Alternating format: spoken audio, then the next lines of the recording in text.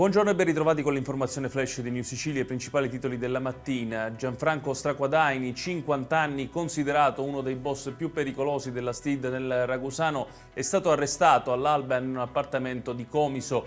Latitante dal giugno 2024, Straquadaini era ricercato per il tentato omicidio di Roberto Di Martino, avvenuto a Vittorio il 25 aprile 2024.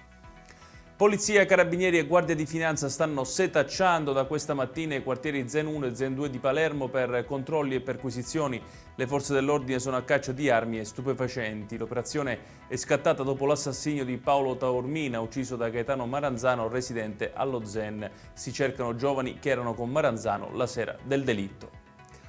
Giuseppe Piraino, imprenditore palermitano noto per le sue lotte anti-racket, è accusato di truffa aggravata su bonus edilizi. Al costruttore la Guardia di Finanza ha notificato un provvedimento di sequestro preventivo per circa 3 milioni e mezzo di euro.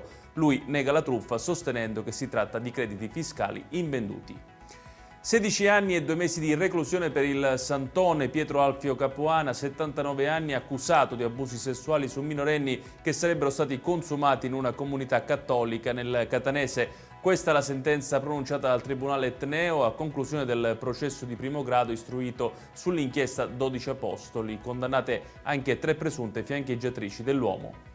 Infine, traffico in tilt nella mattinata nella circonvallazione di Catania per via della presenza sulla carreggiata di un cavallo morto. L'animale che trainava un calesse si è accasciato probabilmente per un malore nei pressi dell'incrocio con via Santa Sofia. Il cavallo aveva un microchip che ha permesso alla polizia di identificare il proprietario.